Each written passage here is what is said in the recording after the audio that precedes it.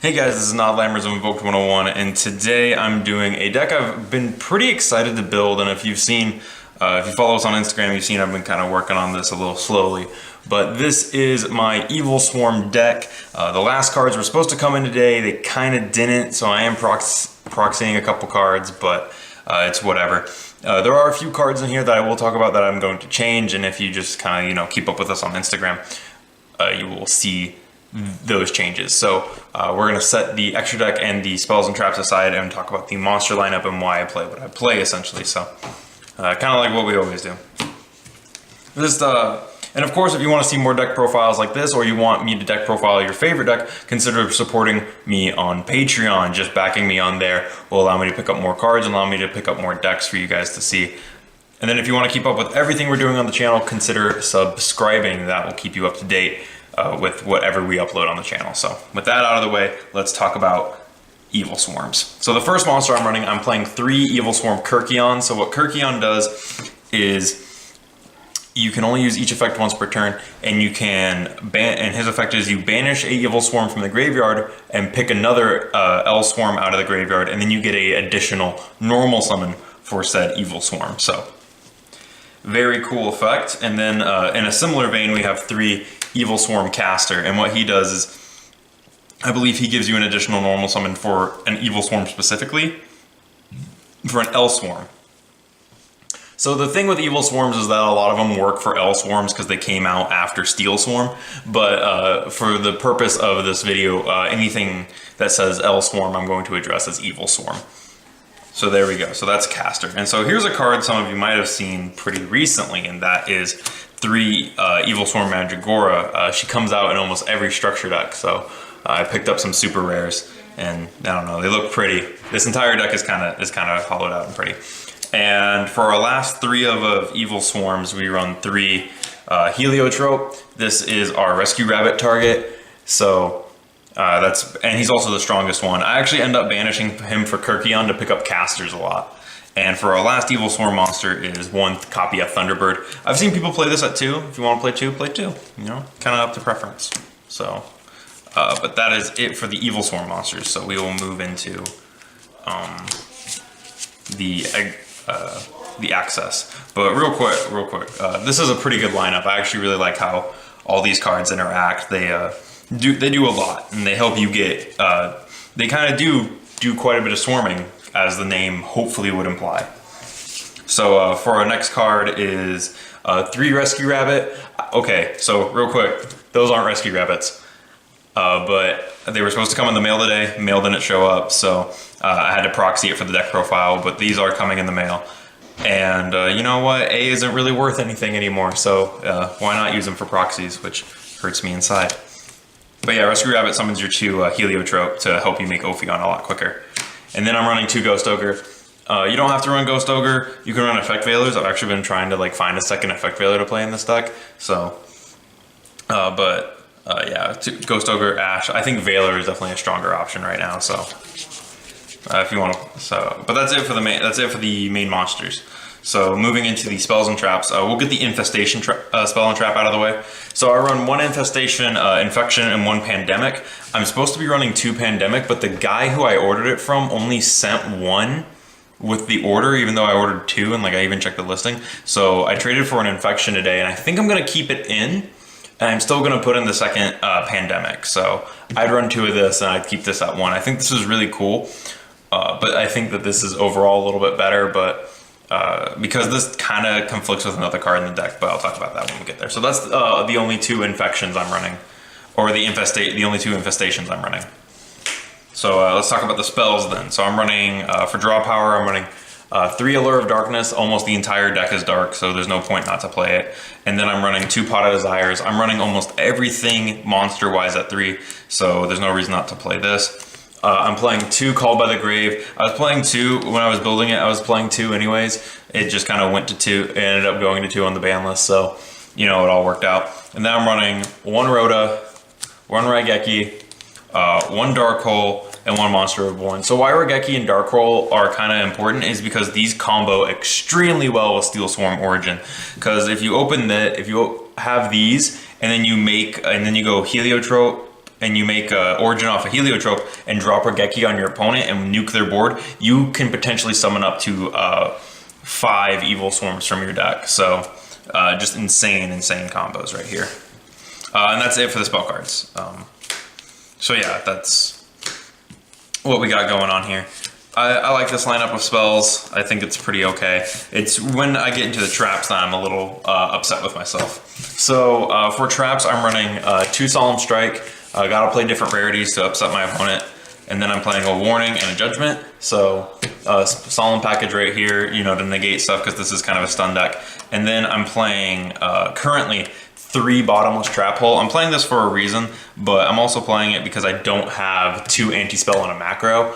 You can also play 2. I definitely recommend playing the, what is it called? The Macrocosmos, and then there's another trap card called And There Can Only Be One. It came out of Extreme Force. I'm trying to get 2 of those, but I just haven't yet. So this is what I'm playing for now. I'm playing the 3 Bottomless, and it does kind of tie into something else in my extra. And then I'm playing 2 Mistake to stop my opponent drawing cards. And this is what I was talking about. The Mistake kind of collides with Infection because it kind of removes the searching. Because originally only Ophion and Rhoda searched, but now I have this trap card that also searches. So maybe these will go into the side deck. I don't know.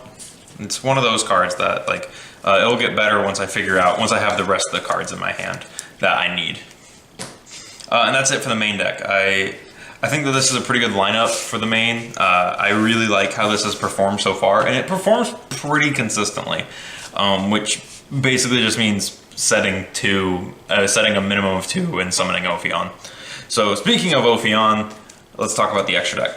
I am currently playing 2 Evilswarm Ophions. Shout out to Alpha Penguin Soldier for hooking me up with Ophions. This one isn't his, but he did set me up with 2 of them.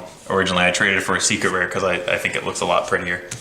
So shout out to him for hooking. Oh, he also got me the 3 Kirkions and 3 Casters. So big shout out.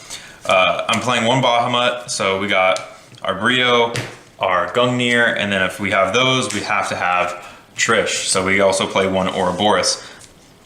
So what Evilswarm Ophion does is while he's on the field with an Xyz material, level 5 or higher monsters cannot be special summoned, so that's pretty cool. And then you can detach a material from him to search an infestation spell or trap. Evilswarm Bahamut, what you can do is you detach a material, discard an Elswarm, or is it discard an Evilswarm? Discard an Evilswarm or an Elswarm. Target a monster your opponent controls and take control of it. And then Evilswarm Ouroboros lets you do one of 3 things for depending over the course of 3 turns, and that is send a card on the field back to the opponent's hand, make your opponent randomly discard a card, and then also target a card in the graveyard and banish it. So kind of does it's like a slow Trishula, but with 50 more attack points. So you know, there's that. But we do have more Evilswarms. Those are just those are some of the best ones in the extra. And then I'm running Evilswarm Thanatos. I don't really know what he does. I think he makes himself unaffected by stuff, right? Like you detach. Yeah, and he's unaffected, so he doesn't really share. He's 2350 though, so he's kind of big. Then we have Evilswarm Nightmare. What he does is when a level 5 or higher monster is when your opponent special summons a monster, except during damage, detach a material, change it to face down defense position. So he's a little bit effective. You definitely want to summon him in defense mode. He has really crap stats for a rank 4, which suck. And then I'm running Evilswarm Exciton Knight. He came off the ban list. He's an Evilswarm. He can be protected by the other stuff, so might as well play him, you know what I'm saying? He's also a rank 4 Black Rose that works twice, and you get to keep him. So very cool. You detach and you get to nuke the board except for himself, but your opponent takes no further damage. And since we're playing Exciton Knight, let's play his original form, which is Steel Swarm Roach, which is if your opponent would special summon a level 5 or higher monster, you can detach a material from him to negate that summon and destroy it. So very cool card with him. And that's it for the Evilswarm extra deck, I guess. But yeah, I got the Roach today. I've had Exciton Knight. I got the Nightmare today. Found Thanatos the other day, and then I got the secret rares of the Ophion and the Ouroboros today. So very cool stuff. I actually really like. I really like the kind of floodgatey stun extra deck that Evilswarm has. It's one of the things that attracted me to it.